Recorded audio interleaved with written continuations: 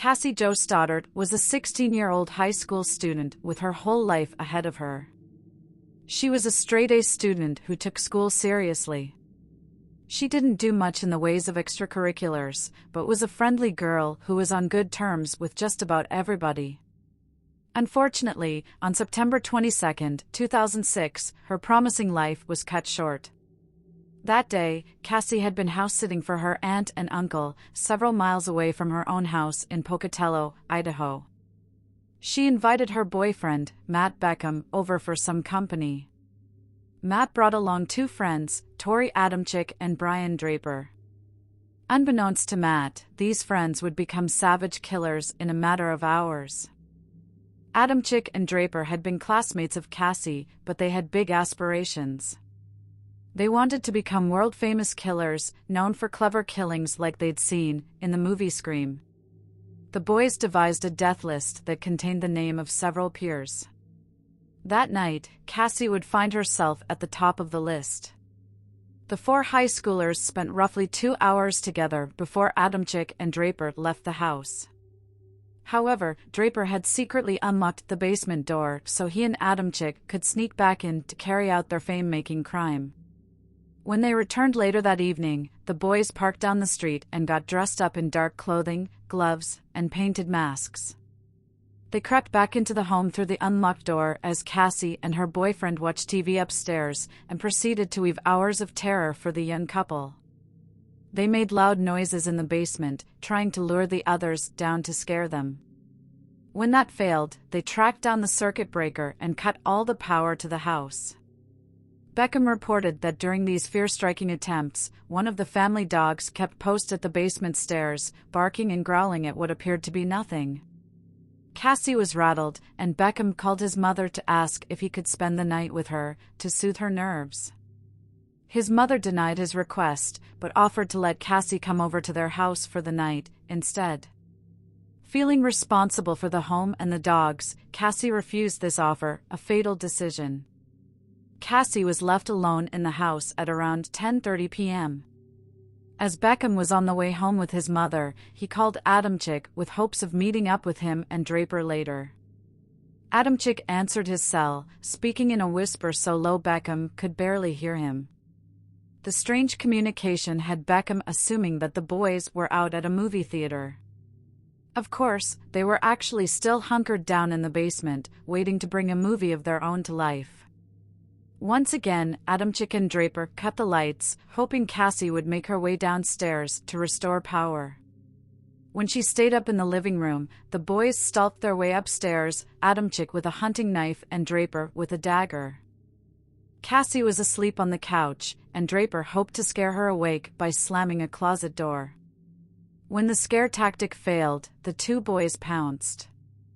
Adamczyk and Draper stabbed Cassie approximately 30 times. A dozen of those wounds were fatal. When they were done, they simply left Cassie to bleed out. Beckham hung out with Adamczyk the day after the murder. He tried to get into contact with Cassie, but his constant calls went unanswered. Her body wasn't found until 2 days after her death, on September 24th. It was relatively apparent to investigators that Adamczyk and Draper were the last people to ever see Cassie alive. Adamczyk was brought in for questioning the same day Cassie's body was discovered, and he spun a tale that he and Draper had arrived at the house for a party but left when things never kicked into action. He said that, instead, he and Draper went to see a movie before crashing at his house. However, Adamczyk couldn't recall any details about the movie they'd allegedly seen just 2 nights prior. Shortly after this, Draper was interrogated. He claimed that he had been in the room when Adamczyk killed Cassie, but denied taking part in the stabbing. He changed his story to admit that he had stabbed her, but only under orders from Adamczyk.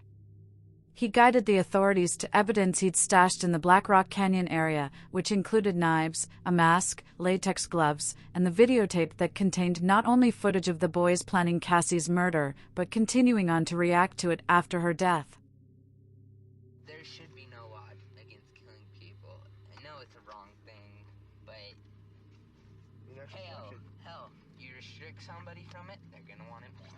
We found our victim, and sad as it may be, she's our friend. But you know what? We all have to make sacrifices. Our first victim is going to be Cassie Stoddart. She's going to be alone in a big, dark house out in the middle of nowhere. How perfect can you get?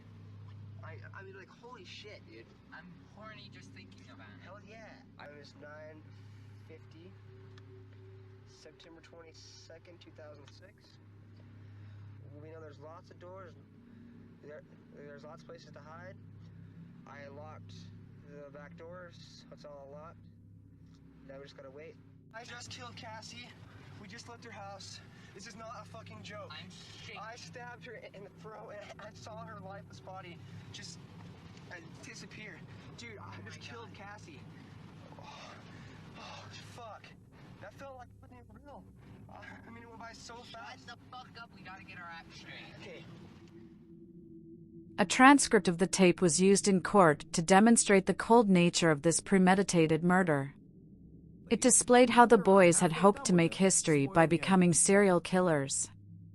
In the tape, they referenced several real-life serial killers like the Hillside Strangler, the Zodiac Killer, and Ted Bundy, as well as Columbine mass shooters Eric Harris and Dylan Klebold.